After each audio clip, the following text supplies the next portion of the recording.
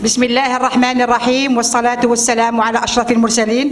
En cette journée marquée par le retour de la fraîcheur et des pluies, nous recevons au Forum del Moudjahid, Monsieur le ministre des Ressources en eau, Monsieur Nessib Houssine. Bienvenue au Forum del Moudjahid. On aurait dû vous inviter bien avant, hein, avec ce retour de pluie et de la fraîcheur.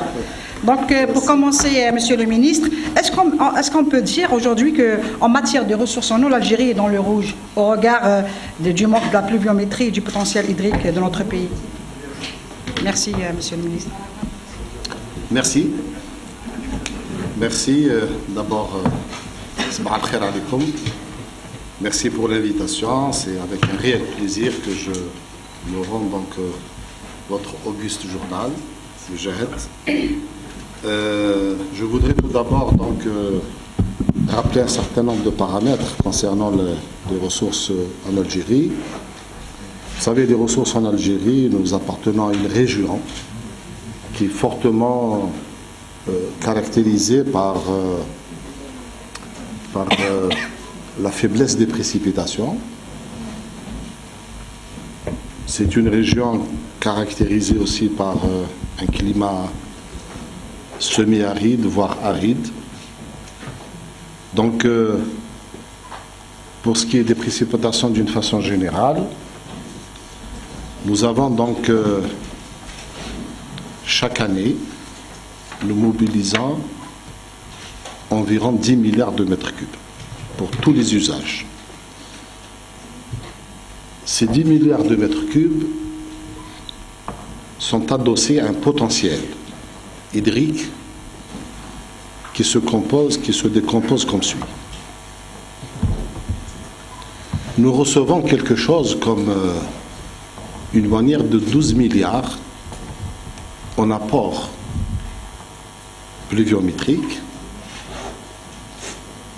ce qui ruisselle, comme on dit, et ce qui est capté dans les ouvrages de mobilisation chaque année, dans les grands barrages, dans les petits barrages, dans les retenues collinaires. Nous avons quelque chose comme une moyenne de 5 milliards.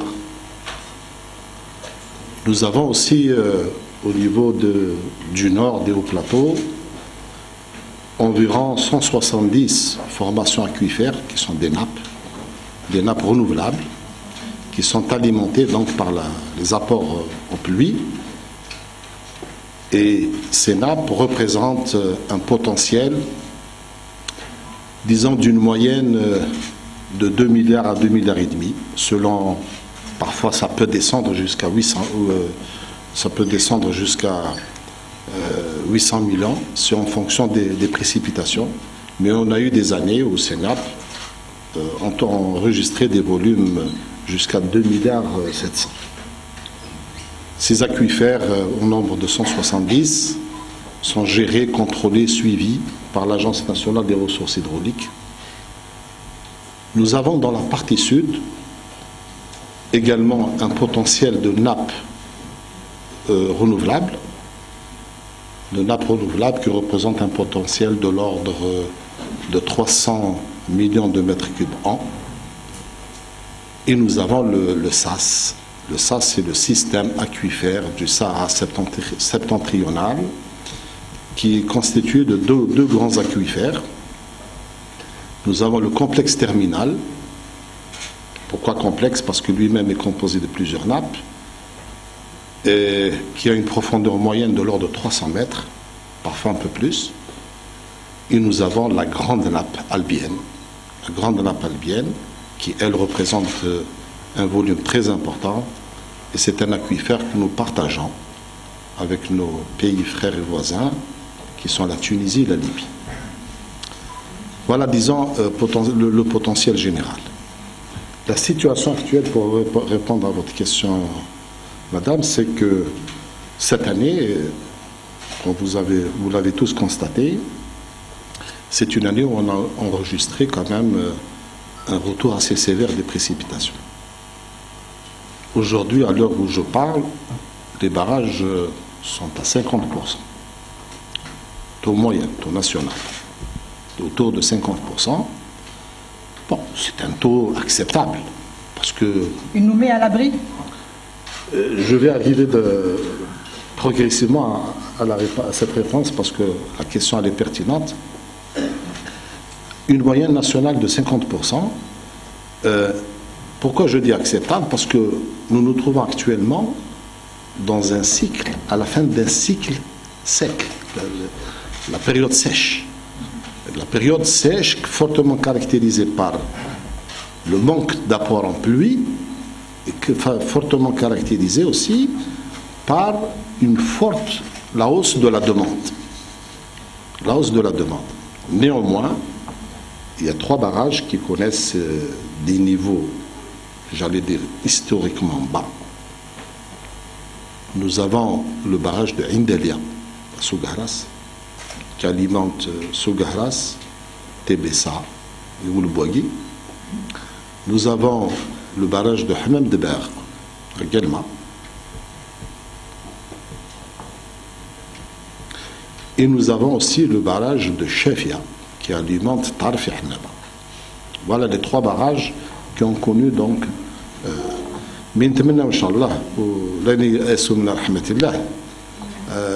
il y a des prémices, Inch'Allah, des choses, des pluies donc, qui annoncent, Inch'Allah,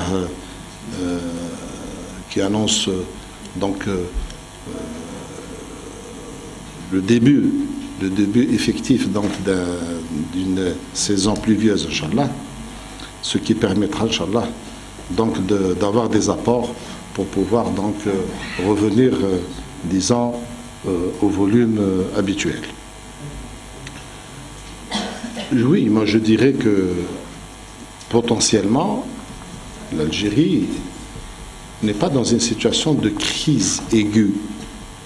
Très souvent, je le dis gentiment à nos amis journalistes, parce que si on veut parler de crise, il faut revenir au début des années 2000. On pense à importer de l'eau, donc la situation est meilleure? Nettement meilleure, incomparable, je dirais même. Nous étions en phase de faire des aménagements dans les ports d'Alger et le port d'Oran pour importer l'eau. C'est vous dire que la crise était aiguë. Pourquoi aiguë? Du fait d'abord de la sévérité de la sécheresse qui a prévalu à l'époque, et puis nous étions dans une situation aussi où nous venons de traverser une décennie difficile, fortement marquée aussi par un désinvestissement chronique. Un désinvestissement chronique, et ce n'est qu'à partir donc, du début des années 2000 que nous sommes, alhamdoulilah, l'Algérie a renoué avec la sécurité et la stabilité, et puis avec le développement, et dans la politique nationale de développement, et avec, je dirais, la décision, la volonté politique dont a bénéficié le secteur de l'eau, puisqu'au début des années 2000, on est revenu vers la création d'un ministère des ressources en eau, et je dirais là le rôle de son Excellence, Monsieur le Président de la République, qui a été visionnaire et qui a compris les enjeux par rapport à la problématique de l'eau. Donc il a su placer l'eau donc parmi les hautes priorités nationales, et le secteur de l'eau a bénéficié d'importants budgets, et nous avons réalisé donc beaucoup de projets. Donc nous avons réalisé plus de 30 barrages, le dessalement, les grands transferts, etc. C'est pour cela que je vous dis aujourd'hui, la situation... L'Algérie n'est pas dans le rouge. N'est pas dans le rouge, et on espère, Inch'Allah, bientôt renouer avec les pluies pour pouvoir donc retrouver donc des niveaux normaux en matière de ressources. Et puis il y a aussi, je dirais, l'intelligence ou la pertinence de cette stratégie hydrique qui a été initiée par son Excellence le Président de la République, c'est d'avoir aussi opté pour la diversification.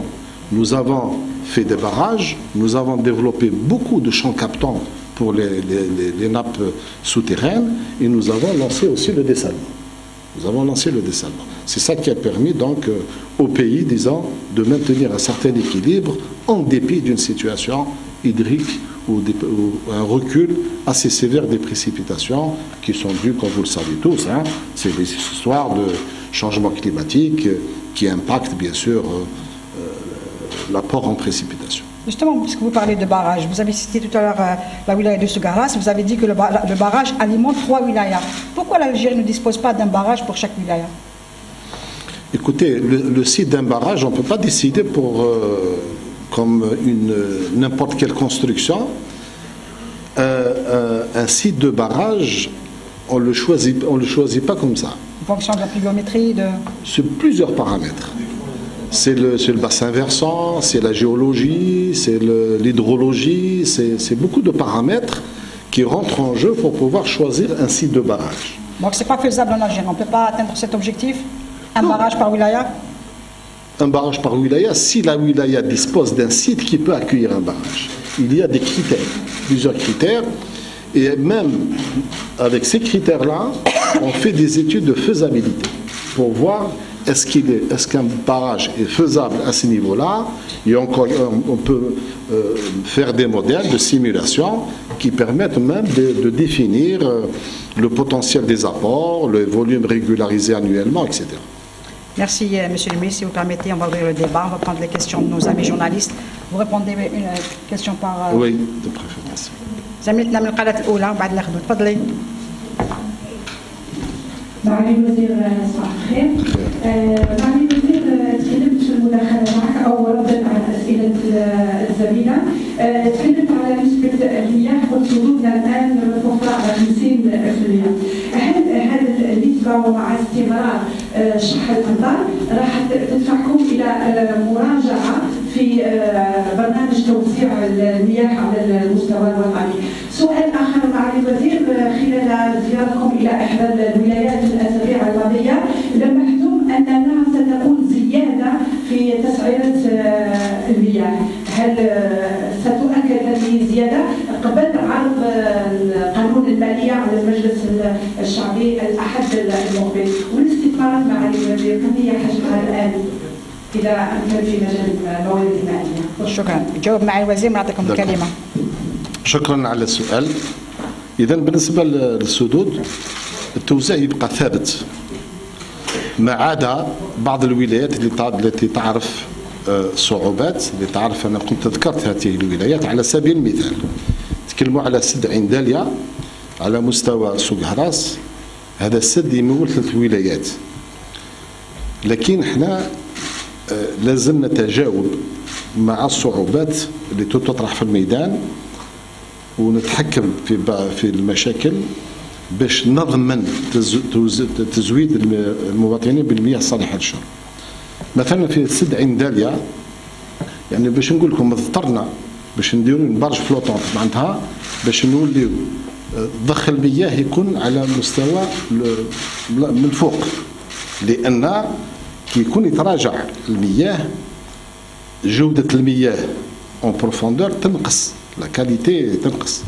اذا درنا هذا الشيء، واضطرت كذلك مع 3 ولات قالنا لنا خيار، يا هل ترى نمد لكم 35 نقسموا 35 ألف متر مكعب يوميا على 3 ولايات ما يكفيوش حتى باش نعمر القنوات، ولا نديروا نظام كل يوم على 3 أيام نمدوا الولايه واحده باش الناس تلحقها المياه بكميه مقبوله وتاخذ الاحتياط نتاعها. ولكن لازم يكون الاعلام، لازم نعلموا المواطنين، ومشينا في هذا الاتجاه مع 3 ولايات، وكان فيه تجاوب ونتمنى ان شاء الله ان الامطار هذه رحمه من عند ربي ان شاء الله باش هذه السدود تعاود تسترجع، يعني الكميات هذه تاع المياه باش نلبيو طلبات المواطنين. بالنسبه للتسعيره، الشيء اللي حبيت نقول التسعيره حتى يعرف الجميع ان التسعيره الموجوده عندنا هي تسعيره مدعمه من طرف الدوله. التسعيره هي من 2005 لحد الان لن تصدر في جدول الأعمال، لكن تسعيرات في كل العالم تتماشى والوضعيات نتاع المؤشرات الاقتصاديه والاجتماعيه. اذا لحد الان ما فيهش يعني. ما هو السعر الحقيقي يا معالي الوزير؟ والله السعر الحقيقي باش نعطيكم مثال. شكرا. حتى نكمل في هذا السؤال الجواب. احنا لحد الان ما كانش، ولكن كي يكون، انا ناكد على حاجه برك، حتى ولو كانت ما تمسش الطبقات الاجتماعيه، لي كوش سوسيال، بنسمي لي كوش سوسيال. المبدا يكون على ان قد ما يكون الحجم الاستهلاك كبير قد ما يكون قد ما يرتفع السعر. لكن بالنسبه للطبقات الهشه او الطبقات الاجتماعيه لن ما تمسش. ولو نزيد ناكد مره اخرى لحد الان ليس في جدول الاعمال. نعم. لا لا لا، لم يصدر في القانون المالي، لن يصدر في القانون الماليه. لكن ميكانيزمات في القانون القديم فيه ميكانيزمات، لان سعر المياه كما قلت لك يتماشى والمؤشرات الاقتصاديه والاجتماعيه. هذا من جهه. كذلك بالنسبه للاستثمارات، قطاع الموارد المائيه، انتم تعلمون ان بدايه من القانون الماليه 2018 في برنامج الحكومه الحاليه، وهذا كان قرار على مستوى كذلك فخامه رئيس الجمهوريه، انه زياده على قطاع التربيه، قطاع الصحه، قطاع المياه، اصبح كذلك ما بين الاولويات نتاع الحكومه، يعني على غرار التربيه والصحه.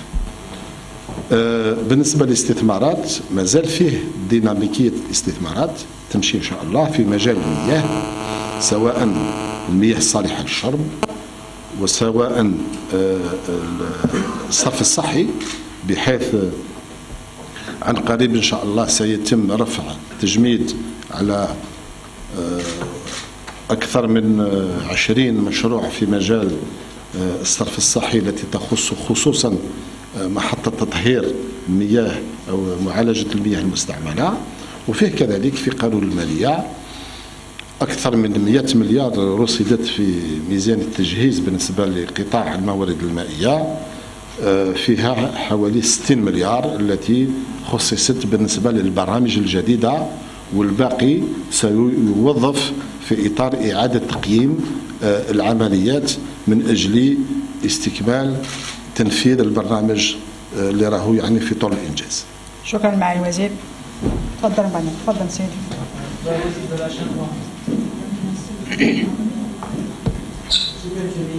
Alors, concernant l'apport du dessalement d'eau dans le volume global de l'eau qui est produite et reçue, alors on voudrait savoir quels sont les projets. On sait qu'il y a des projets qui sont en cours, est-ce que d'autres vont suivre, et quel est l'apport attendu des projets de dessalement d'eau dans le volume global? Est-ce que c'est la solution pour un pays comme l'Algérie d'aller vers plus de dessalement d'eau humaine? La deuxième question, est-ce que vous avez parlé de la tarification? On sait que sur le budget pour tout ce qui concerne les transferts sociaux, l'eau est soutenue et ça coûte cher au trésor public. Est-ce que malgré le fait que l'Algérie passe par une crise financière dure, on ne va pas quand même essayer de réviser dans les années à venir la tarification de l'eau? Vous avez dit qu'il n'y a pas de tarification. Est-ce qu'on doit y aller? Est-ce que c'est quelque chose qui est inévitable? Merci. Merci pour cette question, ces deux questions. Alors, pour ce qui est du dessalement, je répète encore une fois, l'option qui a été donc décidée par son Excellence, Monsieur le Président de la République, au début des années 2000 pour opter pour le dessalement, est une option salutaire pour le pays. Je le dis bien salutaire, parce qu'elle a permis non seulement de renforcer l'offre nationale en eau potable, mais elle a permis de diversifier la ressource et par voie de conséquence de sécuriser donc l'approvisionnement en eau potable et de faire reculer de contribuer au recul du stress hydrique qui avait prévalu à cette époque-là. Depuis le début des années 2000, il y avait un programme de 13 grandes stations de dessalement. Nous en avons réalisé 11. Aujourd'hui, on a des capacités de production de 2,1 millions de mètres cubes jour. La production actuelle en eau potable dans l'offre nationale, à partir des stations de dessalement, représente 17%. Mais d'ici la fin de l'année, nous pensons atteindre 20%. C'est-à-dire que 20%, ça veut dire qu'un Algérien sur 5, l'eau potable lui sera assurée par la mer. Ce n'est pas de la mer à boire. Hein. Donc c'est pour vous dire que le dessalement a pris une place importante dans le schéma national hydraulique, et il va continuer donc à conforter davantage sa place, puisque vous avez certainement suivi l'actualité. Le gouvernement actuel a décidé également de lancer 2 grandes stations de dessalement. L'une à Taraf pour les besoins de Annaba et Taraf, mais en fait, au point de vue stratégique, je vais vous expliquer comment on a calculé la chose. Au départ, c'était une station qui était dimensionnée pour 100 000 mètres cubes jour. J'ai pu convaincre pour qu'on aille vers une station de 300 000 mètres cubes jour. Parce que l'objectif, c'est de pouvoir soutenir la demande en eau potable, non seulement de Taraf, mais de Annaba, une partie, quelques communes de Skikda, et 9 communes au niveau de Guelma. Mieux encore, cette stratégie vise aussi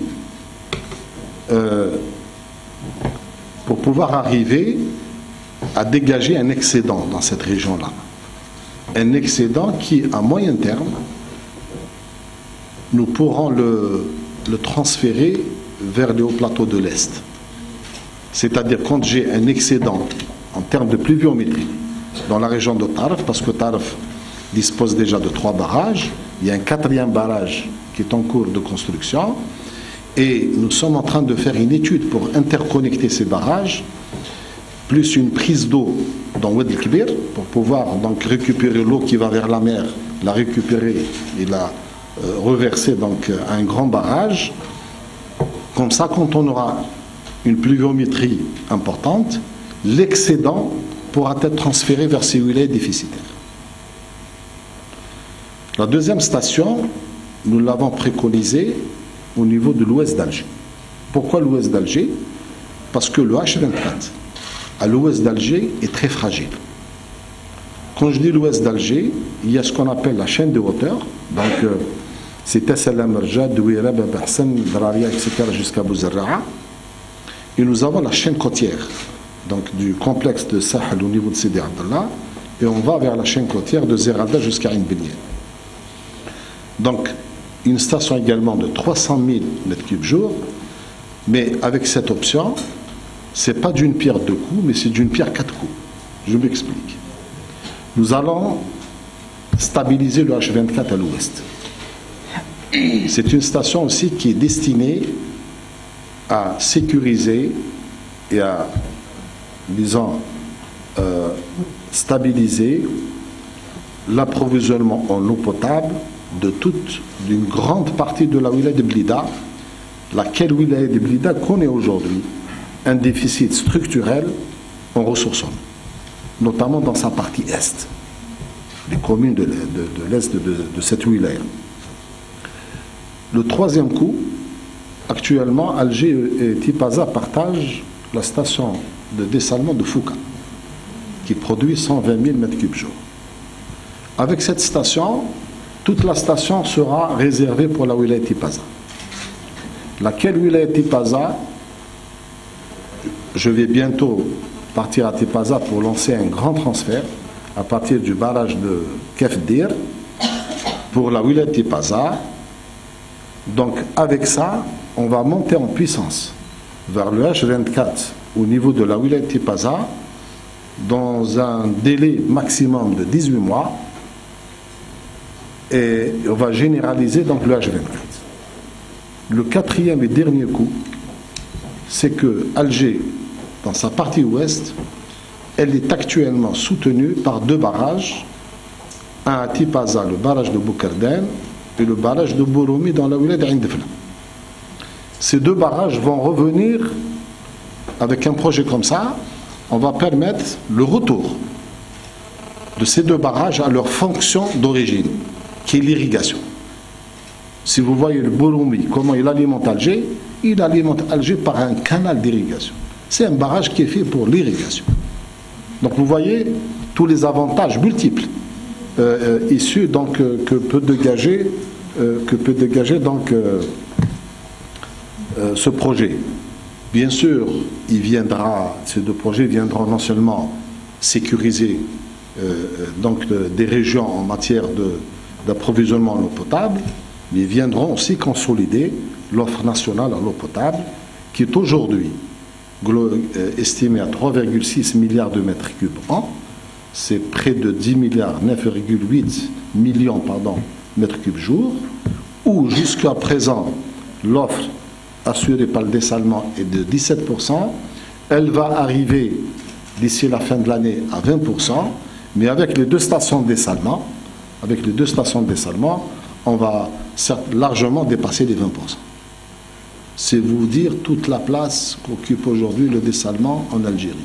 Nous sommes parmi les plus grands pays maintenant à l'échelle planétaire qui ont eu recours d'une manière relativement intensive au dessalement, et c'est une option salutaire et qui permettra à notre pays de mieux faire face au changement climatique et aux problèmes donc de stress hydrique.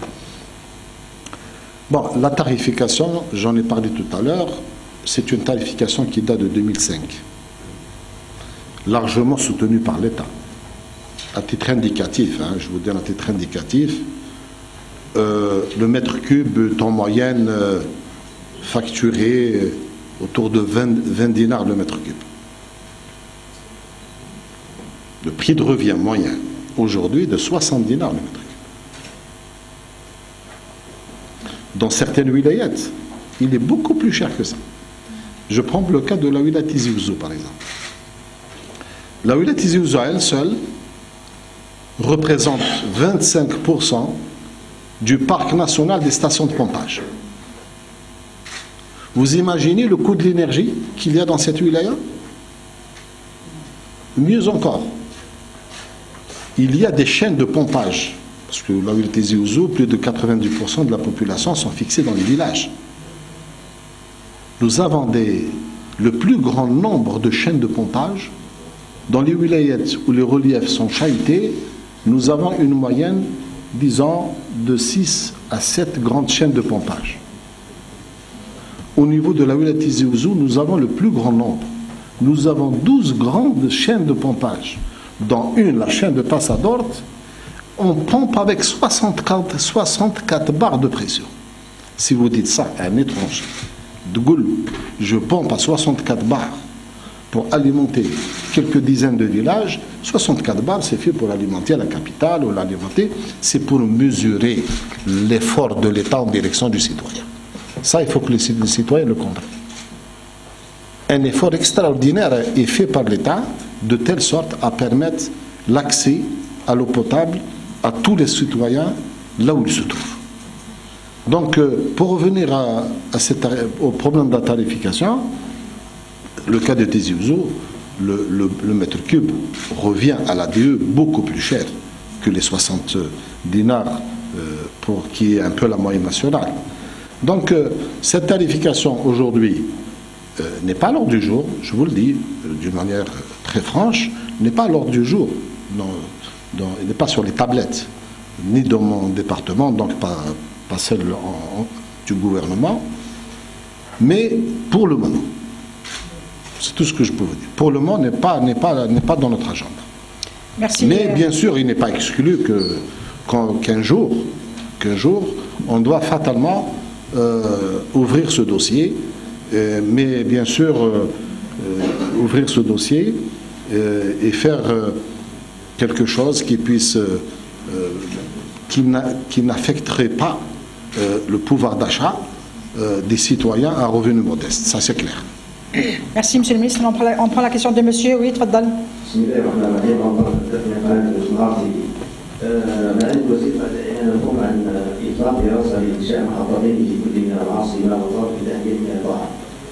ما هو المبلغ الذي يمكن أن يعتمد لأجل إنشاء هذه المحطتين وكيف ستمول ونحن في وضع الاقتصاد؟ السؤال الثاني، ما مصير المحطتين الموجودة في العاصمة ووهران والتي هي منجزة من المشتركات؟ السؤال الثالث، مؤسسة السيار لماذا لا تستثمر أموالها في إنجاز المحطات؟ يعني هي تعطي أموالها موجهة للتسيير فقط. شكرا، بارك الله فيك. بالنسبة للمحطات، باش حتى يكون المحطات تحلية مياه البحر، هذه محطات تدخل في إطار الاستثمار. هذه مش محطات تنجز على حساب ميزانية الدولة، هذا تدخل في نظام الاستثمار. كاين مؤسسة يسموها لاوسي، الجيريان انرجي كومباني، هي 50% سوناتراك و50% سونيغاز. هذه دير دفتر شروط ودير الإعلان عن مناقصة عالمية، و يعني يتم بعد اختيار المستثمر وتمشي معه في قانون الاستثمار حسب القاعدة 51/49. الدولة وين تدخل؟ الدولة تتدخل في شراء الماء لأن الماء مدعم، والدولة تتدخل في التهيئات اونافال، يعني قنوات اللي باش نوصل المياه إلى المواطنين. القيمة المالية تاع الاستثمار نقدر نقول لك بالتقريب، يعني لأن هي المناقصة اللي راح تعطي المبلغ بالضبط، لكن إذا بالتقدير محطة تحلية مياه البحر بطاقة إنتاج 300,000 متر مكعب يوميا تقدر تكون حوالي 300 مليار دولار، 300 مليون دولار، 300 مليون دولار.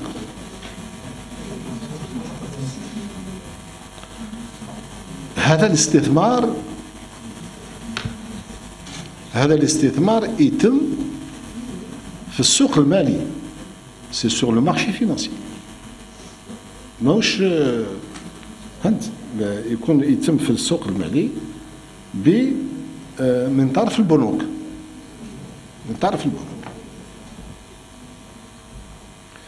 انت قلت باللي المحطة نتاع العاصمة وهران غير مستغلة. العاصمة عندها محطة تنتج 200,000 متر مكعب يوميا، هي تشغل منذ سنة 2008 وتمشي يعني تمشي على أحسن ما يرام، مسيرة حسب المقاييس الدولية، وهي تمشي على حسب أحسن ما يرام، وتضمن حوالي 25% من احتياجات مواطني العاصمة.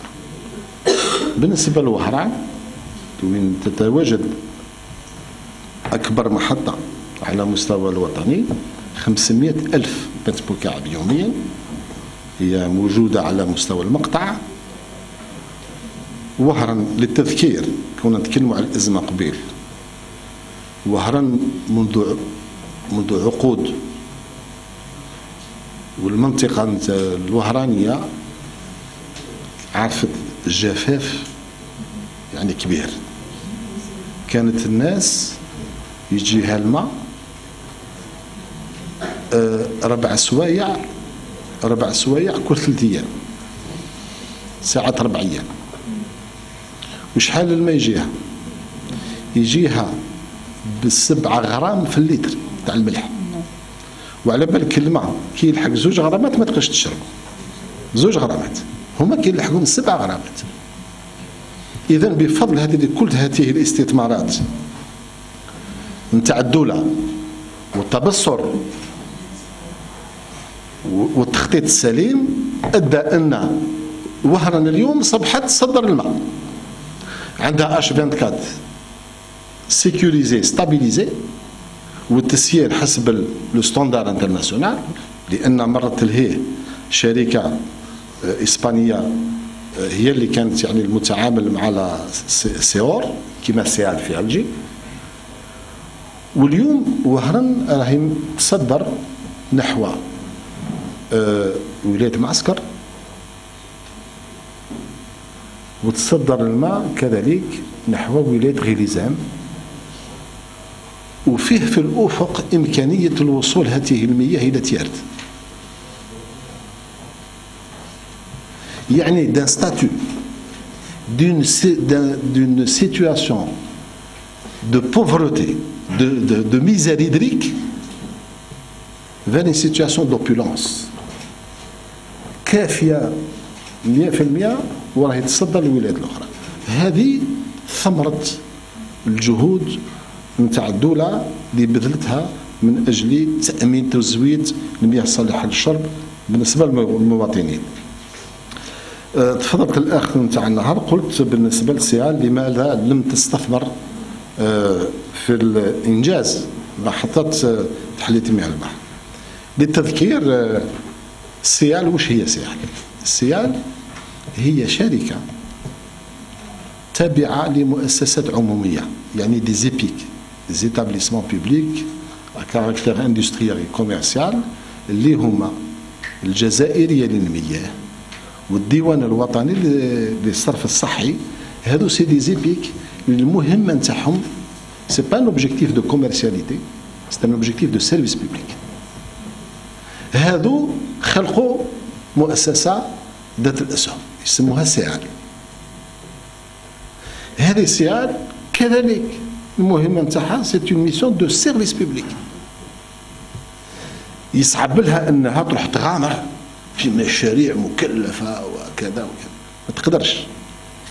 هي كوم سيرفيس بوبليك تتعامل مع هذه المحطات من أجل الشراء واقتناء المياه وتوزيعها. هذه هي المهمة نتاعها. شكرا معالي الوزير. ناخذ على الزميل وبعد نرجع لكم. تفضل.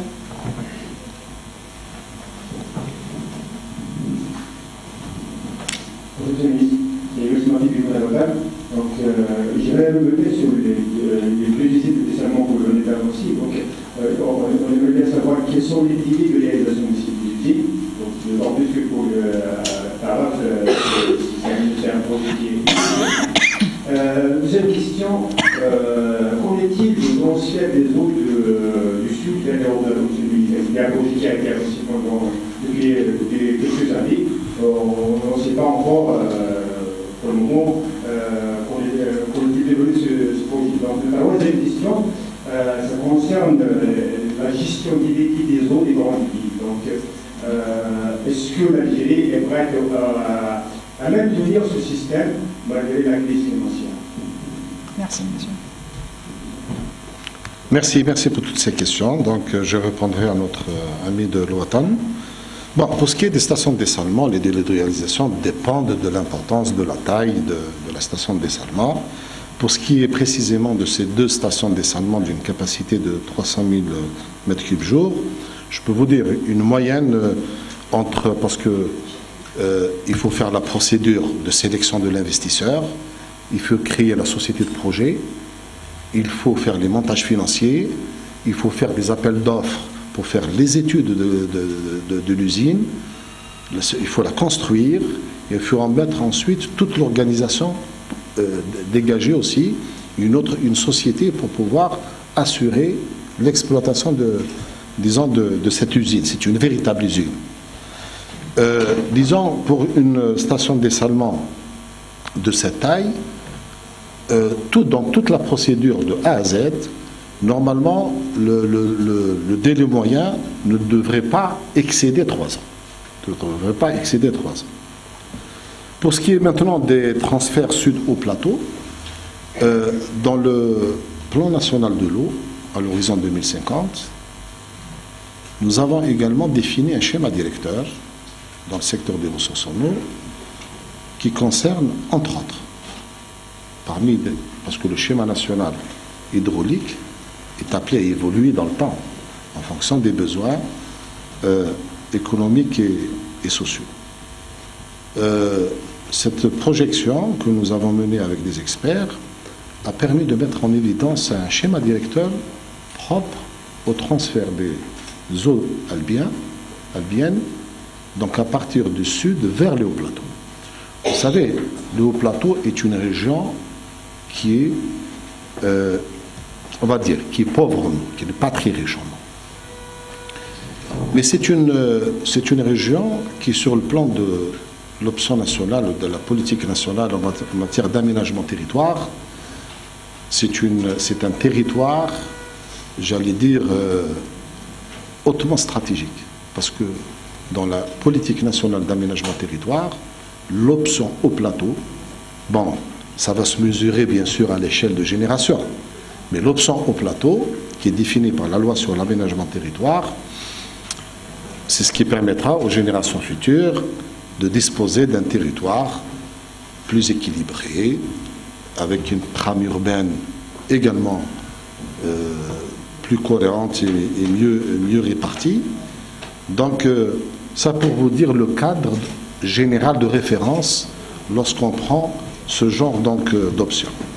Maintenant, ce schéma directeur proprement dit des eaux albiennes vers le haut-plateau a mis en évidence 6 grands transferts. 6 grands transferts. Le premier transfert qui a déjà fait l'objet d'études, c'est-à-dire les études sont finalisées, c'est un transfert pour lequel on a développé 2 champs captants sur les territoires de l'Rouat et à la limite avec Ardea, pour transférer 4 mètres cubes secondes sur les territoires de Djelfa. Ensuite, ça va vers Inoussara, ça prend la rocade, ce qu'on appelait la rocade, et ça va jusqu'à Tiaret. Il y a une branche qui va sur Boussaada, et ensuite ça remonte jusqu'à Msil. C'est un des 6 transferts. Le gouvernement, il y a un regain d'intérêt, je le dis. Il y a un regain d'intérêt manifeste de l'actuel gouvernement pour aller vers cette option.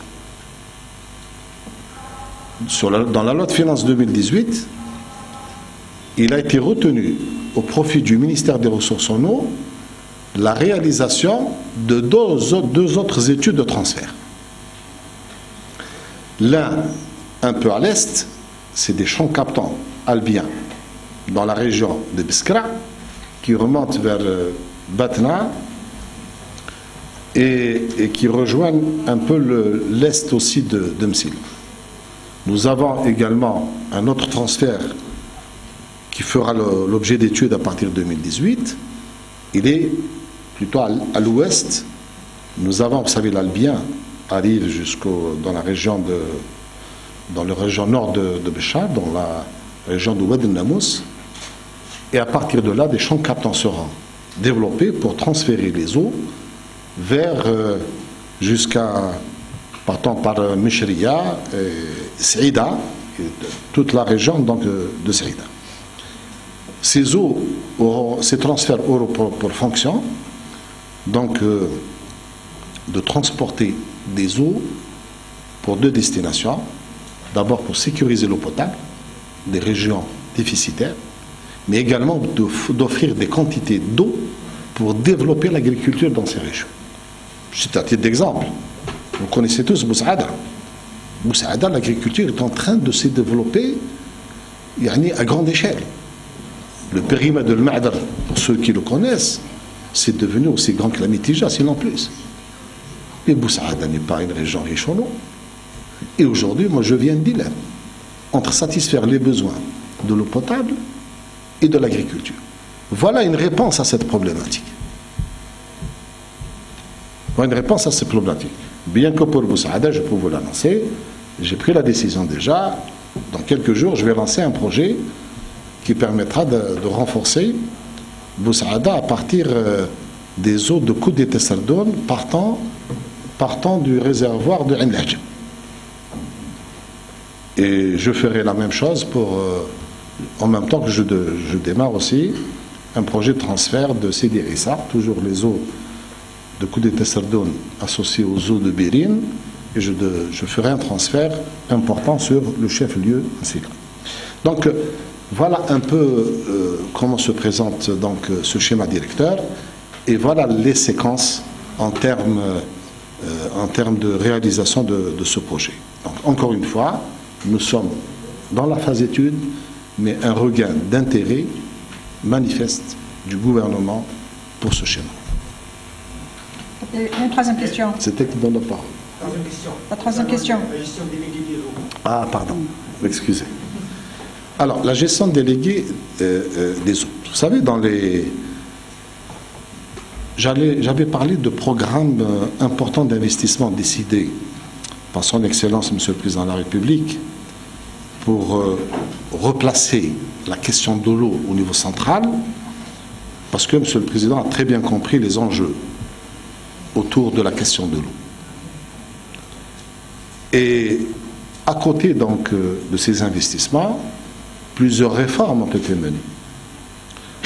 Nous avons donc agi à partir du début des années 2000, pour professionnaliser le service public de l'eau, aussi bien pour l'eau potable avec la création de l'ADE, ensuite des SPA, CEAL pour Alger, CEOR pour Oran, CEACO pour Constantine.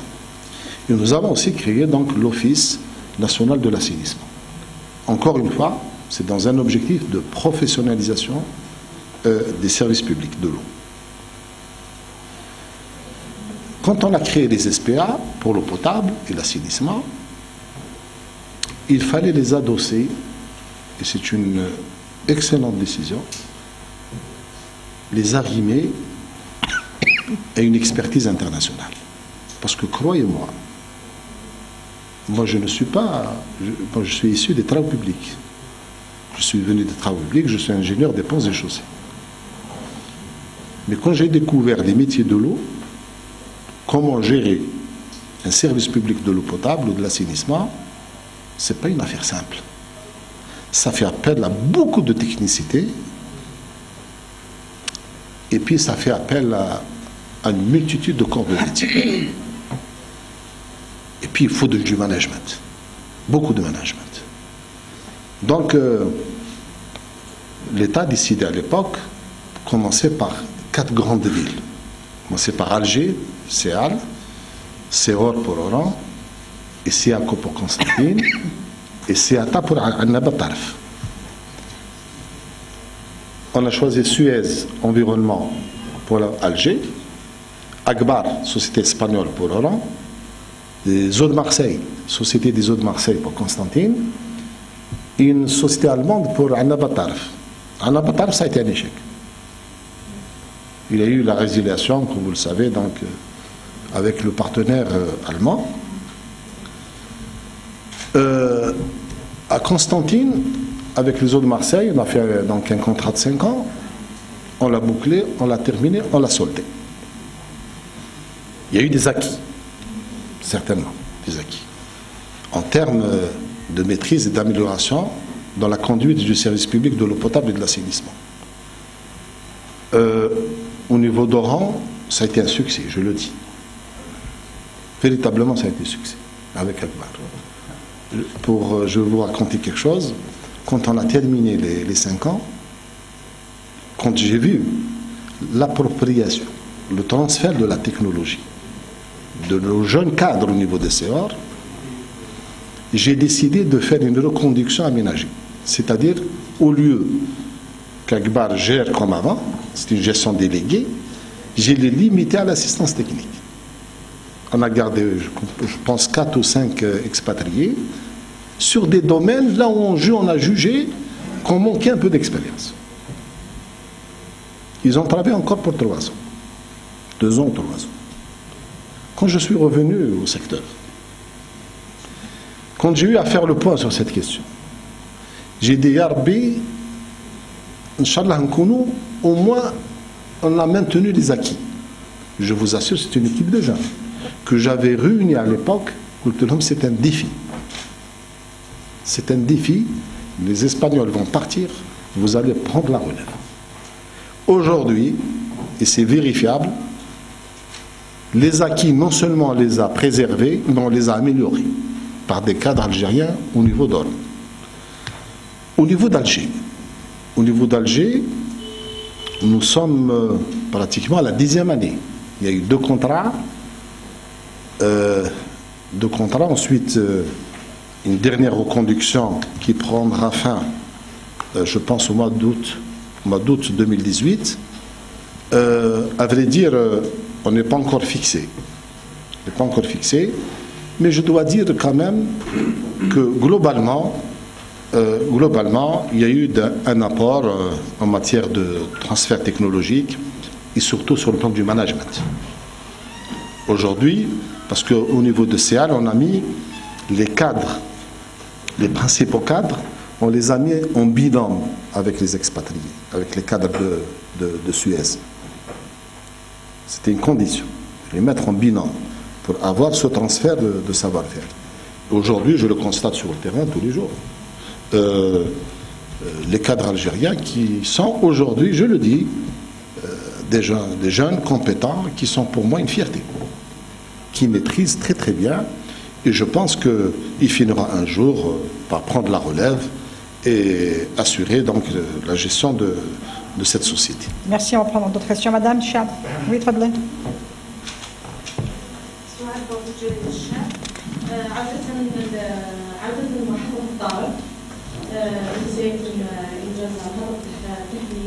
هل سيتم استغلالها في تزويد حاجيات مركب الحجار، خاصة أنه يعني مركب الحجار يمول حاجياته ميسر لكل الشرط، يعني دائما في المياه. سؤال ثاني يتعلق بالديوان الوطني للإفلاك، هل إمكانية استغلال المياه التي تنتجها محطات التطهير في تحقيق مداخيل جديدة بالديوان، خاصة أنه يعاني من شكرا. بالنسبة لمحطة الطرف، الشيء اللي واضح أن ما نقدرش ما نمدوش لان كومبلكس اندستريال دو لو ديسالي، ça serait un luxe. مي حنا نجيرا توجور نمشيو على أساس أن مركب الحجار قطب الصناعي هام جدا. احنا دائما نسعى من اجل توفير المياه لهذا المركب. فقط يعني علاش يعني اخر سؤالي انه كاين يعني مواطنين وين قال لك علاش لماذا لا يتم الزام هذا المركب بانجاز محطه له؟ انا موافق معك 100% وانا كنت اول ma première réaction c'était ça. C'est vrai sur le principe. C'est un complexe industriel. من الأحسن تكون عنده الاستقلالية في التموين بالمياه، لأنه يستهلك حتى 40,000 متر مكعب يوميا، إذا حجم كبير. كان من الممكن كل هذه السنوات نفكر في إمكانية إعطاء الاستقلالية في التموين بالمياه لهذا المركب. هذا واش رانا نسعاو حنايا. الان رانا نشتغل مع المهندسين، لان على مستوى عنابه عندنا محطه لمعالجه المياه المستعمله. هذه المحطه عصريه، فيها يعني ان بروسيس مودرن، وفيها ثاني ان سيستم دو فلتراسيون. زياده على المحطات الاخرى فيها ان سيستم دو فلتراسيون. قد قضيه شويه في الملوحه، إشكالية شوية في الملوحة. دونك رانا نسعاو مع المهندسين من أجل تثبيت كل المعايير هذه، دونك بور ستابيليزي لي بارامتر. وإذا قدرنا سي اون بو ستابيليزي لي بارامتر باش نتجاوب مع يعني لي زيكزيجونس تاع الكومبلكس، لان هو عنده دي زيكزيجونس. يقول لك الماء نتاعي لازم يكون فيه هم المعايير نتاعو. اذا قدرنا نوصل لتلبيه يعني هذه المعايير، احنا عندنا الكميه الكافيه في المحطه هذه باش نعطي الاستقلاليه للمركب تاع الحجار. واذا ما كانش فيه امكانيه باش نعطيه من محطه معالجه المياه المستعمله، الحجار يبقى كذلك من الاولويات، ووفروا له المياه الطبيعيه، ولكن ماهيش مياه من صدر. كي تكون تمشي المحطه نتاع تحليه مياه البحر، معناتها الوفره عموما تكبر. هذاك الساعه كي نجي نعطيه الماء من السد ما ياثرش على المواطن بنفس القدره او بنفس الحجم اللي رانا فيه. وصلنا، انا عشت في الازمه هذيك على مستوى عنابه، وين الصيف وكان الحق العيد الكبير، يعني سيتي عندنا نمدوا المواطنين ولا نمدوا الحجار. دونك سيتي ان اكزرسيس تري ديفيسيل. الحمد لله. اسكو موا يباي لي فاكتور الحجار؟ شوف، الحجار est un excellent client et un excellent payeur. Aucun problème. C'est toujours ça. Ah, pour ça, il n'y a pas de problème. La deuxième question sur le. Alors, chauffez. بالنسبة la réutilisation des eaux épurées في l'irrigation، هذا من كذلك من المحاور الكبرى نتاع القطاع من أجل المشاركة أو لا كونتريبيسيون في توسيع المساحات المسقية. اليوم رانا ننتج 400 مليون متر مكعب سنويا. هذه 400 مليون تقدر تعطي الإمكانية في توسيع المساحات المسقية بمقدار يقرب 100,000 هكتار. بدينا في العملية، ولو مازالها يعني في بدايتها، لكن أنا مشيت في معسكر مؤخرا فيه 19 محطة ما بين ستاسيون ديبيراسيون وستاسيون دو لاغوناج، كلها الفلاحين تاع معسكر يستعملوها بالفلاحة. لا لحد الآن مجانا، لأن اون دوا فير لا بروموسيون. لأن علاش مجانا؟ لكن بالنسبة لنا يا توجور كيك شوز غادي. احنا كي نوفر هذه المياه حتى ولو مجانا، راني نقتصدها الحجم هذاك، راني نقتصدو من المياه، من المياه الموجهة سواء للشرب أو للفلاحة. مثلا للتذكير، هذا من les avantages induits par le dessalement. تكلموا على معسكر تحلية مياه البحر راح تغطي نسبة كبيرة من حاجية هذه الولاية من المياه الصالحة للشرب. هذا ما يجعلنا باش المياه الجوفية والسدود ستوظف في الفلاح. sera donc réutilisée essentiellement في الفلاح. لكن هذه ورشة كبيرة في القطاع ومن أولويات القطاع، وأنت مشكور على هذا السؤال لأنه هام جدا، وحنا في الحكومة تكلمنا عليه هذا الأمر. وحنا رانا على مستوى القطاع فتحنا ورشة كبيرة في هذا المجال بالتنسيق مع زميلي وزير الفلاحة، وفيه أفق واعدة جدا في هذا المجال. وأكثر من ذلك نستعملوا المياه ونستعملوا الطين، لي بو هادو سي دي بو كي سون فيرتيليزانت، ولكن مانيش نستعملوه، خساره.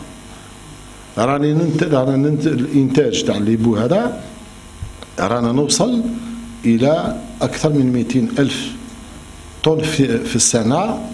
ولكن لو كان الناحيه نتاع العاصمه وهران، لان سي دي بو فيهم دي روج اندستريال الى اخره، على الاقل عندنا 100,000 طن في السنه.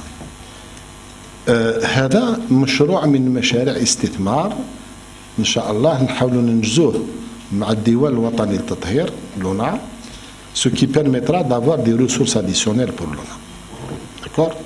من جهه ومن جهه اخرى، يعني هذه طريقه باش نساهم كذلك في التنميه الفلاحيه، لان الطين هذه يقولوا لي زيكسبير لو طو دو فيرتيليزاسيون، لو بوفوار فيرتيليزون تاعها يقولوا يفوق بكثير لي زونغري شيميك.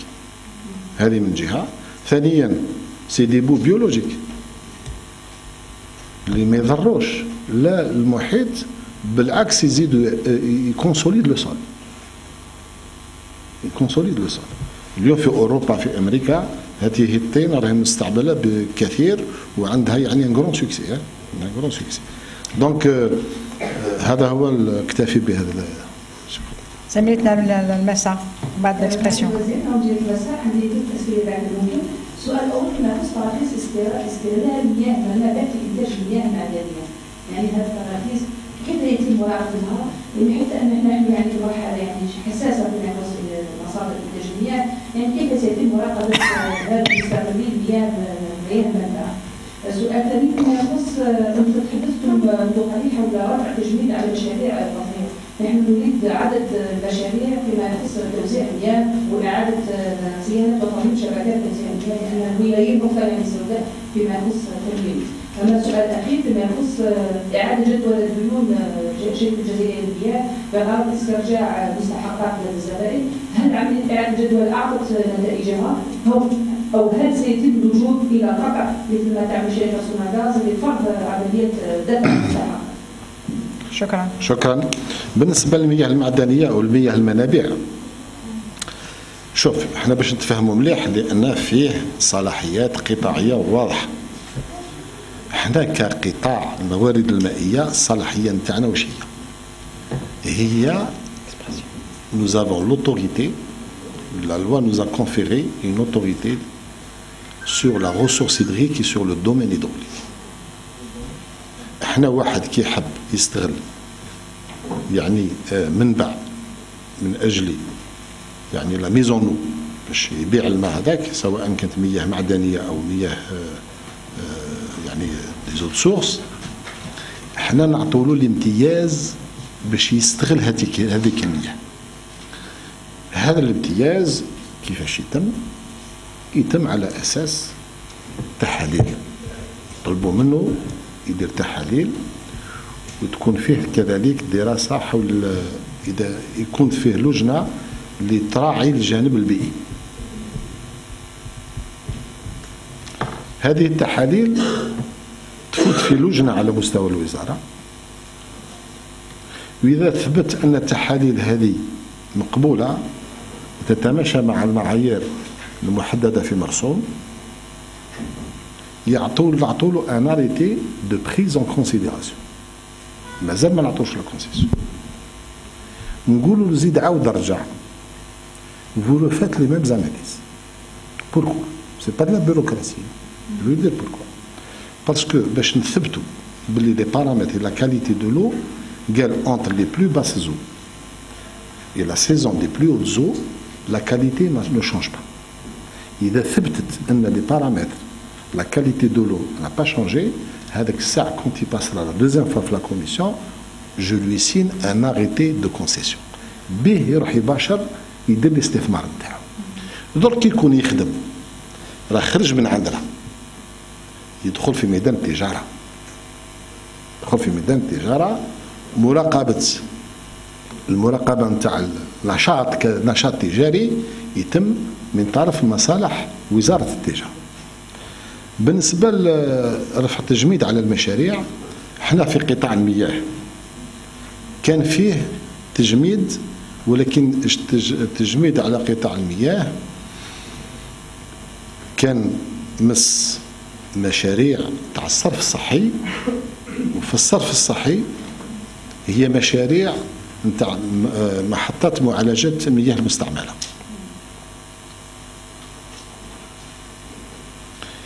هذه المياه المستعملة سيتم رفع تجميد عليها. كاين 20 محطة كبيرة أغلبها حتى في عواصم الولايات اللي من شأنها أنها تحمي السدود،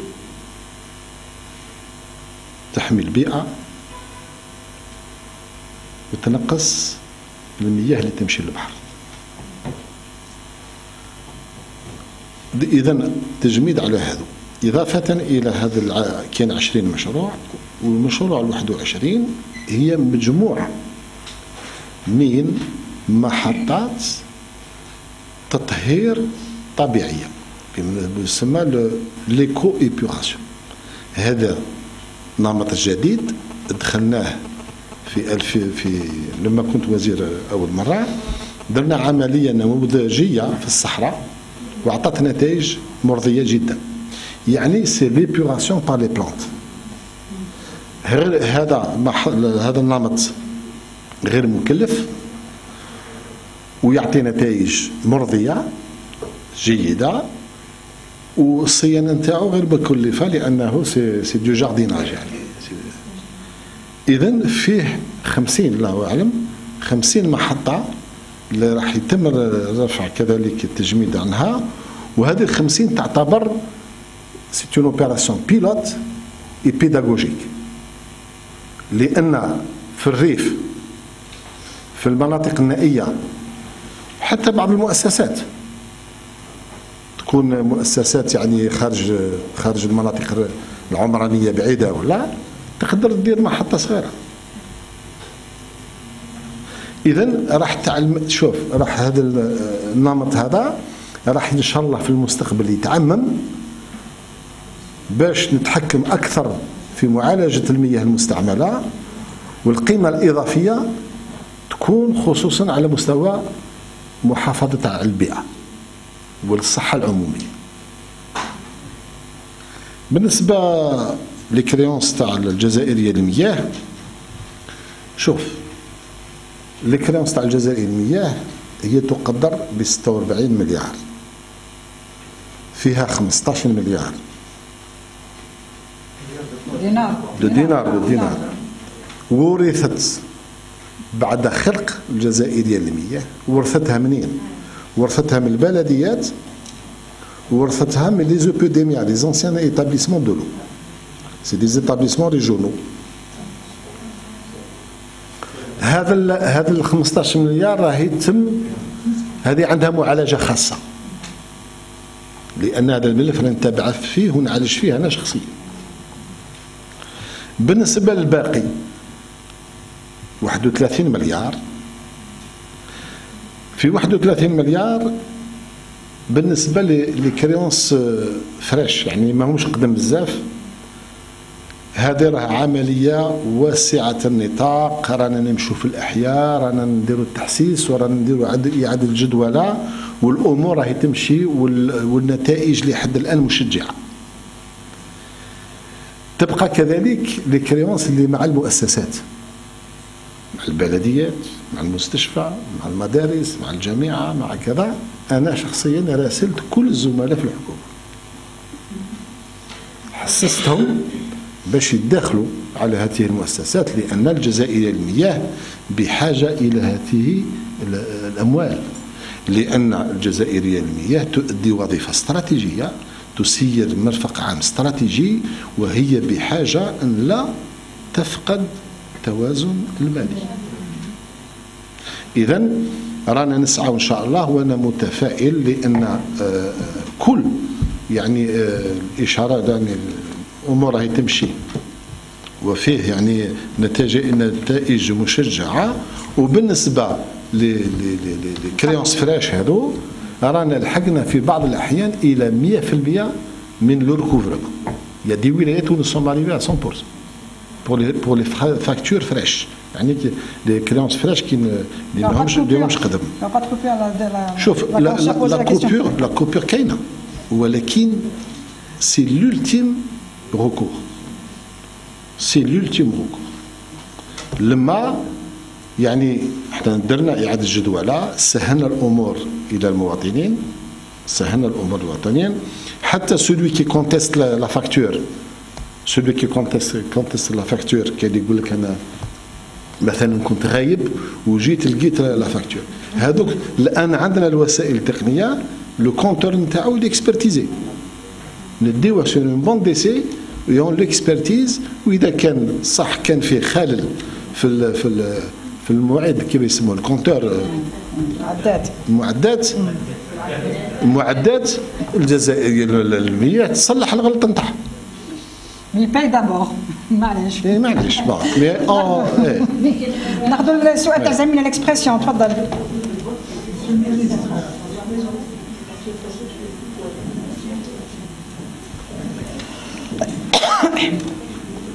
crois que vous avez l'équipe qui a fait sa apparition sur deux journaux. Pardon? زملاء الصحفيين لا ما نسمع فيك منيح. le micro s'il vous plaît. طلع الميكرو شوي. Je crois que vous avez une équipe qui a fait son apparition sur deux journaux ces derniers jours. On voudrait connaître votre approche sur cette étude. Je vous rappelle, c'est l'étude disant que la grande marque d'eau qui dort sous le Djourdiro. On voudrait connaître votre point de vue. Merci. D'accord, merci. Infirmé, confirmé. Merci monsieur. Alors, pour ce qui est donc, je crois que vous parlez du professeur Saadallah. Le professeur Saadallah est un chercheur algérien qui a travaillé en Algérie, qui se trouve également à l'étranger, actuellement à l'étranger. Quand on a appris comme vous cette information, vous ne pouvez pas rester indifférent, bien sûr. D'autant plus que le Djourdjura, là où il a Tizi Ouzou, est une wilaya aussi. On a besoin encore de faire des efforts en matière de mobilisation. Et chaque mètre cube, il est bienvenu. Donc, nous avons invité le professeur Saadallah. Nous avons tenu donc une séance de travail avec lui, à laquelle j'ai assisté personnellement. Il nous a fait l'exposé, l'approche de son étude. Il y a eu un débat avec des experts, dont je ne fais pas partie. Donc on a eu des experts de l'ANRH, des cadres du ministère, et c'était un débat très intéressant. Je pense que le travail du professeur Saadallah est intéressant du point de vue approche scientifique. Mais c'est un travail qui a besoin d'être poussé plus loin pour pouvoir affirmer l'existence d'un grand aquifère dans la chaîne du Djourdjura.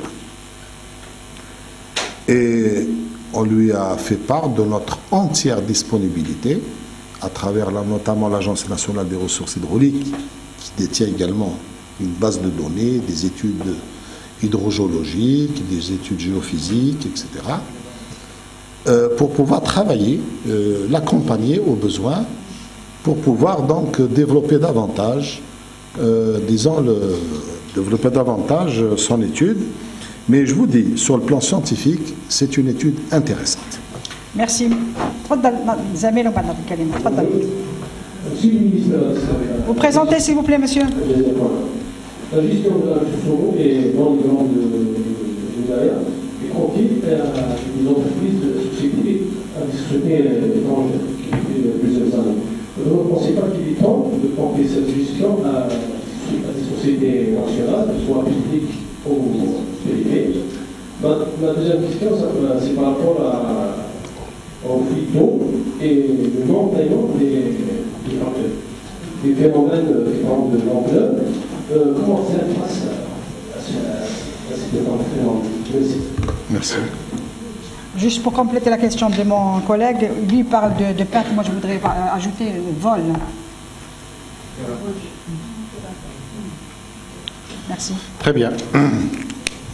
C'est une très bonne question, effectivement. Nous avons donc pris cette option de faire recours à l'expertise internationale dans la gestion des grands services publics de l'eau. Et nous avions donc, comme je l'ai rappelé tout à l'heure, opté pour quatre grandes villes. Hein. Je vais vous dire, aujourd'hui pour Constantine Oran, à Constantine on a fait donc un contrat de 5 ans avec la Société des eaux de Marseille, et actuellement ce sont des Algériens qui gèrent CEACO. À Oran, c'est une société espagnole, Agbar. Et aujourd'hui, ce sont des cadres algériens, de jeunes cadres algériens, qui gèrent le service public de l'eau et de l'assainissement à Oran. Ils le font avec brio, je le dis, et j'en suis fier. À Constantine, C'est pas mal aussi, mais c'est pas aussi bon que j'allais dire, l'expérience avec la société espagnole était très très intéressante.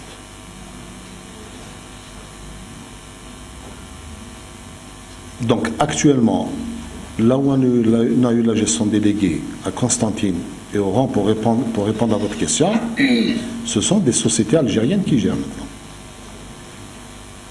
Mais elle fait Alger.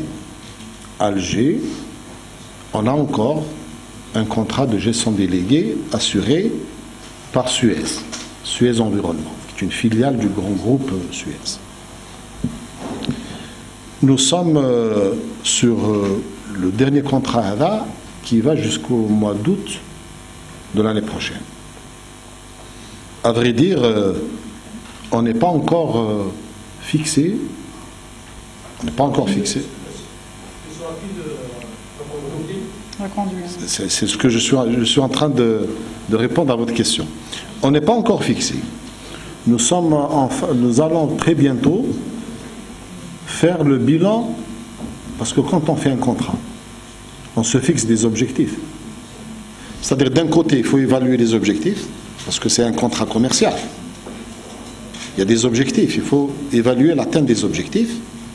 Et nous sommes en train aussi de faire un bilan exhaustif. Un bilan exhaustif en matière de transfert de savoir-faire. Nous allons évaluer les cadres qui ont bénéficié du savoir-faire, du transfert du savoir-faire. Quand on aura tous les éléments, c'est à partir de là où qu'on va donc vers le gouvernement avec des propositions. Maintenant, pour ce qui est des fuites d'eau, là vous venez sur un domaine, je vais vous dire, hein, pour moi c'est le plus grand chantier. Pourquoi c'est le plus grand chantier? Parce que ça me fait très mal qu'on investisse en amont sur des barrages, sur des transferts, sur des infrastructures de stockage, de pompage, de traitement. Et quand on arrive au niveau de la ville qui doit bénéficier de cette eau, on a le réseau qui est vétuste. Alors au niveau du secteur, nous sommes en train d'intervenir sur deux axes en parallèle. D'abord, on intervient sur le plan, si vous voulez, préventif. Préventif, c'est pour prévenir les fuites, il faut changer le réseau. Pas d'autre solution. Alors, depuis une dizaine d'années, nous sommes en train d'évoluer à une moyenne, à une cadence d'environ 2000 km rénovés chaque année. Nous avons actuellement 17 villes dans la plupart des chefs-lieux de wilaya en chantier pour rénover encore donc les réseaux. Quand je dis la rénovation des réseaux, on change les réseaux, y compris bien sûr le branchement individuel, mais qu'est-ce qu'on fait aussi? Les installations, donc les stations de pompage, leurs équipements, etc. Et on intervient également sur les capacités de stockage. Plus que cela, l'innovation, c'est que j'ai décidé de généraliser la télégestion. Quand on fait un investissement pour rénover un réseau dans une ville, automatiquement, je fais de la télégestion. Pas gérer manuellement. C'est dépassé. Si on veut moderniser, améliorer la qualité du service public, l'efficience, on ne peut plus continuer à gérer d'une façon classique. Donc, nous sommes en train de généraliser dans toutes ces villes la télégestion. Et actuellement, nous avons aussi un portefeuille d'études que nous sommes en train de réaliser, également sur une bonne douzaine de grandes villes, pour pouvoir donc continuer le programme. Moi, mon objectif, aujourd'hui, la moyenne nationale est de 30% de fuite. C'est beaucoup. Bon, il y a des raisons objectives. Il y a plus de raisons objectives que de raisons subjectives. C'est que l'ADE ou les SPA Mais c'est au niveau de l'ADE qu'il y a le plus de fuites. Parce que les SPA, comme on a mis des sociétés étrangères, on les a accompagnés avec ce qu'on appelle un plan spécial d'investissement qui a permis de rénover les installations, les réseaux, etc. pour pouvoir améliorer la gestion. C'était une des conditions dans le contrat. Parce que l'étranger va venir, il va vous dire, oui, je vais vous améliorer la gestion, la qualité du service public dans cette ville, mais il faut qu'on améliore telle chose, telle chose. Donc, le programme est en train de se poursuivre. Mon objectif sur lequel je suis en train de travailler, sur lequel je suis en train de mobiliser également mes cadres, c'est d'atteindre 20% de fuite à l'horizon 2020. C'est-à-dire de gagner un gap de 10%. Un gap de 10%. Ce qui est admis au niveau international. Un réseau est viable, disons, parce que dans tous les réseaux du monde, il y a des fuites, mais à des taux acceptables. À partir de 20% et moins, on rentre dans le domaine de la viabilité des réseaux. Le réseau, à partir de 20%, il va commencer à devenir viable. Donc notre objectif d'ici 2020, c'est d'atteindre ce minimum. Parce qu'on n'a pas le minimum, il faut le dire, parce que les réseaux ont été hérités, la plupart des communes, des anciennes communes. Ces réseaux-là ne répondent ni aux normes, de par leur dimension, ni de par les matériaux. Il y a des matériaux que j'ai aujourd'hui prohibés. L'acier noir, l'acier galvanisé, le PVC, ça n'existe plus. Mais anciennement, l'arabe al-Baladiyat, quand ils faisaient des réseaux, ils mettaient comme ça, ils prenaient ce qu'ils avaient sur le marché, mais sur le plan technique, il n'y avait pas d'expertise pour dire ça c'est bon, ça c'est pas bon. Donc, c'est un grand chantier. C'est un grand chantier et j'ai décidé de me battre jusqu'au bout, de telle sorte, Inch'Allah, pour atteindre cet objectif. Pas moi seul, mais je parle du secteur. Maintenant, c'est un axe, ce que j'appelais l'action préventive. Mais il y a l'action curative. C'est la réparation de tous les jours. Là aussi, on a des insuffisances. Quand vous voyez le délai de réparation d'une fuite, on n'est pas encore performant. Si je prends l'ADE, parmi les explications, pourquoi on n'est pas performant? Normalement, une fuite, c'est moins de 24 heures, on la boucle.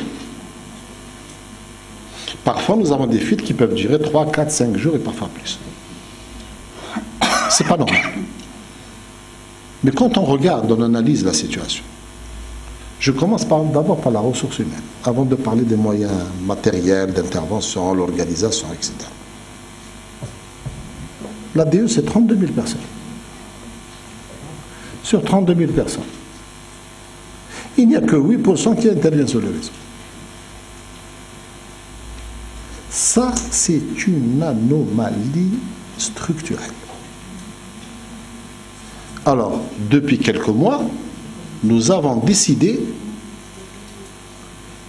de revoir la structure des effectifs. Les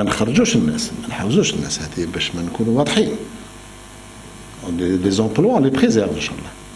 Mais où est-ce comme on a nos propres centres de formation au niveau de la DEO,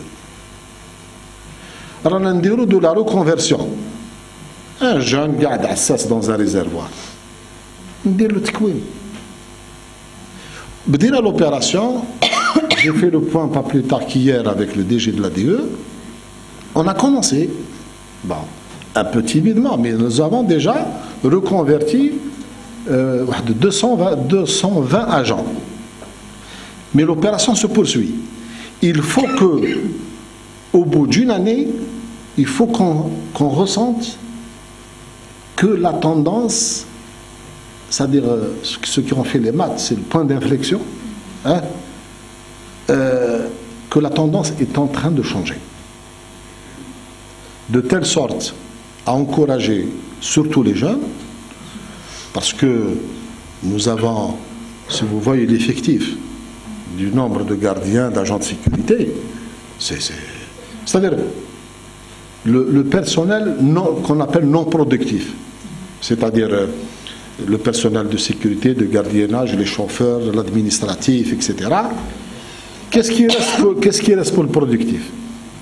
Il va rester deux volets dans le productif. Il y a le commercial, il y a le technique, ceux qui produisent l'eau, qui entretiennent les réseaux, etc. Quand vous faites le décompte, il ne reste plus grand-chose. Si je fais cette moyenne, je suis à peine à 3 agents par commune. 3 agents par commune au Gédélo. C'est pour ça que j'ai pris la décision il y a quelques mois. J'ai engagé déjà dans plusieurs wilayas. Je suis en train, pour combler ce déficit, de recourir à la micro-entreprise. Je suis en train de travailler avec les jeunes, l'ANSEJ, l'ANGEM, etc. اللي باش مادام القانون الصفقات يسمح الان باش نعطوهم بالتراضي البسيط في حدود 20%، رانا نعاونوا هذه الفئه من المؤسسات وراهم يقدمونا خدمات كبيره، ومازال نزيد نتوسع اكثر فاكثر في اللجوء الى هذه المؤسسات الصغيره. ولكن هذه عمليه يعني اعاده هيكله التعداد، يعني لي زيفيكتيف، كذلك أهمية قصوى استراتيجية بالنسبة لنا، ونسعى إن شاء الله من أجل باش نرجع إلى المقياس، يعني il faut revenir à la norme. Il faut revenir à la norme كما قلت لك. وبالنسبة لفيت إن شاء الله سنسعى جاهدين من أجل البلوغ إلى الهدف من أجل تقليص هذه، لأن هذا ضياع نتاع المياه يقدر بما ينتج سنويا 2 سدود كبار. لو فول دو ظاهرة كذلك، سمحوا لي أنا مشيت في الولايات والله ظاهرة، ولكن خذيناها كذلك بجدية، خذيناها بجدية. وأنا نشكر السادة الولاة ومصالح الأمن أننا لا نتسامح. Il y a des poursuites judiciaires? Il y en a bien sûr. Actuellement, nous avons plus de 2000 cas devant les tribunaux. On ne s'amarche rien. 2000 cas. Plus de 2000 cas, 2200 ou 2300 peut-être. Elma, c'est un bien économique. L'eau est un bien économique. L'eau, c'est le domaine public, et l'atteinte au domaine public, elle est punie par l'État. حنا كي يجي واحد يدير ربط عشوائي، لكن كيفاش نسعى؟ في اغلب الحالات حتى باش يكونوا الصحفيين على درايه، سيلو بلاي، في اغلب الحالات حلينا بزاف المشاكل اغلبها بالتراضي، ونسعى دائما باش نوفر البديل، لان هذاك اللي راح دا الماء باسكو يحتاج الماء، قال هذا الشيء اللي دار غير قانوني نحبسوه ونوفروا له البديل في اطار القانون، يدير لابونمون ويسلك وكلش. لكن il y a des voleurs d'eau, je le dis, il y a des voleurs d'eau. انا رحت في ولايه من ولايات اعز الصيف، ولايه تعرف مشاكل مياه ناقصه، ندخل مياه 10 كيلومتر على عاصمه الولايه، 120 لتر في الثانية، توصل على عاصمة الولاية 50 لتر في الثانية. يجي الناس تبرونشي بالسيتينات تعاود تبيع تقلب الماء هذاك اللي موجه للمواطن بسعر مدعم، يروح يبيعوا 100 خطر السعر قدام. هذه ما نتسامحش فيها، هذه نمشي بالقانون في إطار القانون، والحمد لله رانا نمشي ونديروا التحسيس كذلك، تحسيس من أجل يعني القضاء على هذه الظاهرة. Pour les forages, les autorisations pour les forages. Bon, les autorisations de forage, là aussi c'est une des problématiques que pose ici et là, notamment... Ça pousse les gens à les voler, à se servir, non? Non. Les problèmes de forage, c'est beaucoup plus avec le fellah. Le fellahin, ساعات mais ils ont du mal peut-être certains cas parce que l'ANRH elle a une cartographie, elle a une base de données et elle suit les aquifères, ils ont des piézomètres, ils suivent les niveaux et la qualité de la nappe. Vous savez, la nappe, lorsqu'elle est surexploitée, lorsque il y a la rupture du niveau statique de la nappe peut disparaître à tout jamais. Je vous donne l'exemple de la plaine de Gris. La plaine de Gris, c'est la Californie. La nappe, les Syriens la surexploitation. La première nappe alluvionnaire, elle a disparu à jamais. Heureusement, il y a une deuxième nappe plus profonde, la nappe calcaire. هذه رانا واقفين باش نستحفظ عليها وباش نعوضوا لهم هذاك الطبقه اللي مشات اللي ضاعت. انطلقنا هذه السنوات بعض السنوات في تحويل المياه لان هذاك الوقت قلنا لا بلان دو غريس لازم نجيب لها الماء مباشره من السد باش نقص من العجز هذاك. وانا كي مشيت للمعسكر مؤخرا j'étais agréablement bien sûr surpris de voir que ce projet a été concrétisé, il était sur le point d'être mis en service باش المياه هذه تمد المياه هذه تجي تعاون السحب نتاع غريس ولكن وين تمشي المياه تاع السد لازم نوقفوا الفراج باش تعطوا الوقت للطبقه المائيه انها تعاود تتجدد. C'est le processus naturel. Monsieur le ministre, nous sommes au mois de novembre, ça nous rappelle les inondations de Bab el Oued de 2001. Qu'est-ce qui a été fait pour justement protéger les villes des inondations? Là aussi, c'est un domaine où beaucoup d'investissements ont été réalisés. Il y a encore des projets en cours. Pour la protection des villes contre les inondations. Les villes, je dirais, qui étaient les plus menacées. Aujourd'hui, elles sont sécurisées. Ghardaya, Alger. Alors, Ghardaya, avec les 3 barrages, avec l'aménagement du Talouet, des barrages écréteurs, donc qui retiennent l'eau, Ghardaya, et je vais vous dire, Ghardaya est sécurisé par rapport à une crue centennale. Une crue centennale. Ouais. Aujourd'hui, on a parlé de Bab el Oued. Bab el Oued avec la réalisation du tunnel de Oued Mkessel, toute la région de Bab el Oued est totalement sécurisée. Ceux qui m'ont accompagné dans ma dernière visite à Alger, ils ont dû remarquer que nous sommes en train de faire de grands tunnels. Ouahad, c'est la ceinture d'Alger. Jim Djeht la pointe, il rejoint le Caroubier,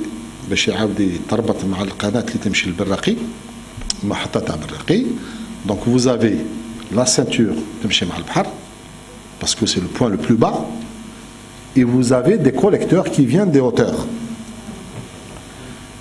هذا المشروع راه يمشي من جزء من طرف مؤسسة جزائرية. درنا رانا ننجزو كذلك في واد شايح un autre tunnel ثاني aussi important pour sécuriser définitivement Alger, la capitale du problème des inondations. Chez les درنا في Sidi Bel Abbas كذلك. C'est un travail très intéressant avec le barrage écréteur et l'aménagement de Oued Makara. Aujourd'hui, alhamdoulilah, Sidi Bel Abbas, où on a درناها ولاية نموذجية, درنا فيها même un système d'alerte. C'est-à-dire quand il y a des pluies, à partir d'une certaine épaisseur, parce qu'il y a des appareils de mesure, qui donnent en temps réel par transmission, soit par GPS ou par modem, ils envoient l'information. Dès que la cote d'alerte est atteinte, le système d'alerte est déclenché au niveau de la wilaya pour pouvoir إذا كان إمكانية مثلا évacuer la population, là on peut le faire. Ce système nous avons acquis le matériel pour le faire dans plusieurs wilayas. Le matériel, on l'a acquis, nous sommes en train de former les ingénieurs et nous allons le mettre dans toutes les wilayas où il y a, disons, une menace potentielle en matière d'inondation pour pouvoir faire de la prévision.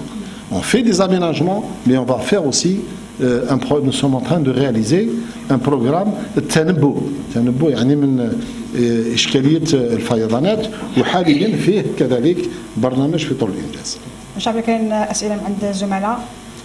دونك عندك سؤال تفضل. ناخذوا تاع الزميل بعد ناخذوا الضيوف باختصار. معالي الوزير، هذا اللي كاين مشروع تاع شرطه المياه على حساب الوزاره، وين وصل هذا المشروع وش هي المهام تاع المياه بالضبط؟ السؤال الثاني السرقه العشوائيه، يعني خط العشوائيه للمياه، هل يمكن الخزينه العموميه السنه؟ شكرا. شكرا.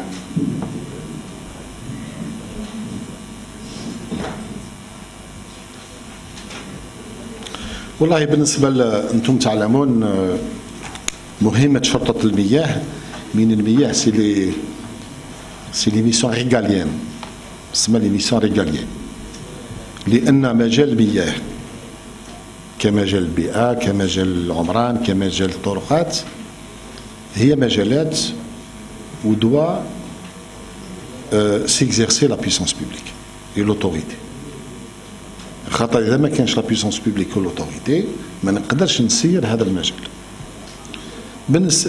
بالنسبه لشرطه المياه هي المهمه نتاعها هي الحفاظ على الملك العمومي للمياه، لو دومين بوبليك هيدروليك، سواء تعلق الامر بالمنشآت سواء تعلق الامر بالممتلكات الطبيعيه للري، بما فيها الأودية بما فيها المياه الجوفية إلى آخره.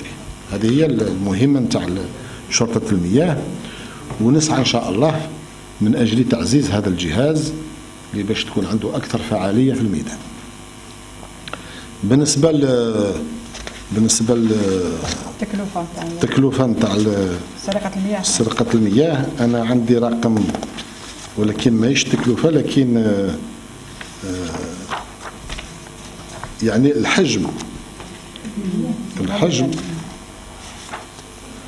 الحجم بالنسبة لسنة هذه من جانفي حتى أكتوبر، من جانفي حتى أكتوبر سجلنا 8230 حالة، 8230 حالة، 8230 cas de branchement illicite recensés.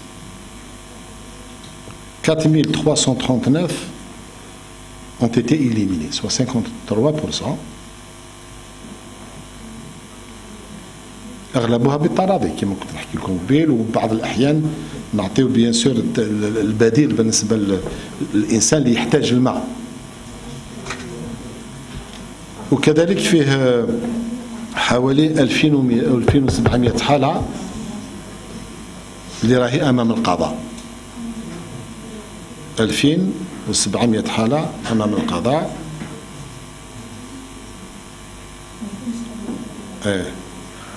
والعمليات هذه اللي قمنا من أجل وضع حد يعني الربط العشوائي هذا سمح لنا باش نسترجع أكثر من 850 ألف متر مكعب، plus de 850 000 mètres cubes. Plus de 850 000 mètres cubes.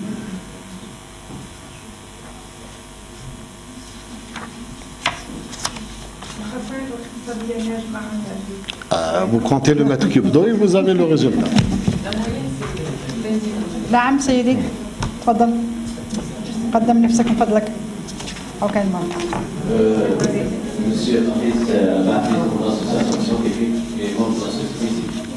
Monsieur le ministre. زملاء الصحفيين فضلكم. On vous remercie, on vous encourage à d'avoir touché à des points sensibles à l'échelle internationale.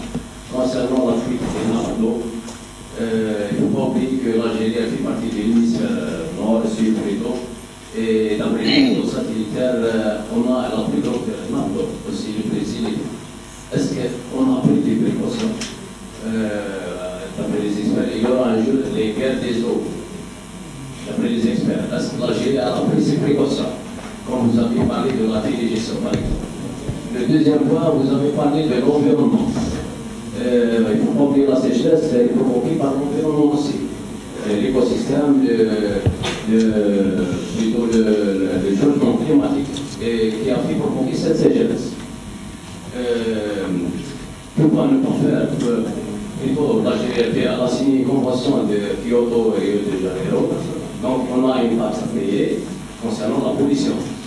Pourquoi ne pas tirer la leçon plutôt comme nos voisins italiens qui sont en train de recycler leurs déchets en le transformant en énergie et faire face à notre facture cotisée au niveau de la convention signée à l'échelle mondiale. Merci, monsieur le ministre. Merci, monsieur. Merci, بارك الله فيك.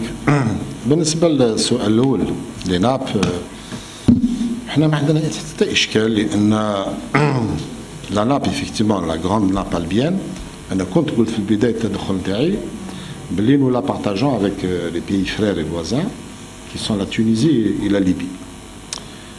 Il existe un organisme, un observatoire qu'on appelle l'OSS, l'Observatoire du Sahara et du Sahel. Il a pour mission de superviser la gestion des eaux transfrontalières dans cette région. Cet observatoire est constitué d'États et également d'associations non gouvernementales et d'experts, etc. Je peux vous dire que pour ce qui est de ce que nous partageons avec nos pays frères et voisins, il y a un comité de concertation entre les trois pays. Et de l'avis de tous les observateurs, à commencer par l'OSS, c'est le comité qui fonctionne le mieux pratiquement en Afrique. Ça marche très très bien. Il y a une concertation. Cette nappe, elle est modélisée. Il y a un modèle mathématique pour la gérer. Elle nous permet, grâce à ce modèle, de faire des prévisions, des scénarios, des simulations. Et elle permet aussi de rationaliser l'exploitation pour pouvoir en tirer profit aujourd'hui, mais pour les générations futures aussi. Elle a aussi pour souci de suivre régulièrement la qualité d'eau. Donc, cette concertation fonctionne très très bien. Il y a des quotas qui sont arrêtés par pays au prorata j'allais dire, de l'existence ou de la part de chaque pays dans cette nappe. L'Algérie dispose de plus de 70% de cette nappe. Donc, automatiquement, les quotas décidés par le modèle, définis par le modèle annuellement pour chaque pays, nous permet, nous, aujourd'hui, pour l'Albien, de consommer jusqu'à 5 milliards par an. Mais quand on fait la sommation des consommations par l'agriculture, par les hydrocarbures, par les populations, etc., on est à peine à la moitié. Ça veut dire qu'il nous reste un gap de 2,5 milliards qu'on n'a pas consommé, mais ça, pour nous, c'est de l'épargne. C'est de l'épargne. Qui sera comptabilisé, bien sûr, retenu au profit de notre pays. Bon, dans d'autres pays, oui. J'ai eu personnellement l'honneur de présider lors d'un forum mondial de l'eau. J'ai eu à présider donc une réunion des ministres africains sur la gestion transfrontalière de l'eau. Effectivement, ici et là, il y a encore des incompréhensions, il y a encore des accords, mais je pense que l'Union africaine et l'ONU sont très sensibles sur cette question, de telle sorte à éviter, Inch'Allah. C'est vrai, je suis d'accord avec vous pour dire que l'avenir appartient à celui qui maîtrise l'eau et l'énergie, les deux paramètres. Donc c'est pour ça qu'on a tendance à croire que, en fait, toutes les batailles de l'avenir vont tourner autour de l'eau et de l'énergie. D'abord de l'eau, parce que l'eau peut produire de l'énergie. Ça a commencé au Moyen-Orient, de toute façon. Voilà. Donc, on est pris par le temps, monsieur le ministre. Dernière question. Je vais revenir sur le gaz de schiste, puisque l'exploitation de cette ressource revient. Certains experts disent qu'il faut choisir entre l'eau et le gaz. Est-ce qu'à votre avis, on peut avoir les deux? Écoutez, madame, ça c'est un expert qui pourra vous répondre à cette question. Il y a des experts qui sont versés dans cette étude, qui va certainement s'échelonner sur des années. Et au moment venu, ce sont ces experts-là qui maîtrisent la technologie qui peuvent répondre à cette question. Merci, monsieur le ministre, pour cette conférence qui coulait de source. Merci pour l'accueil et merci pour tout. Merci à vous. Comme ça. Merci.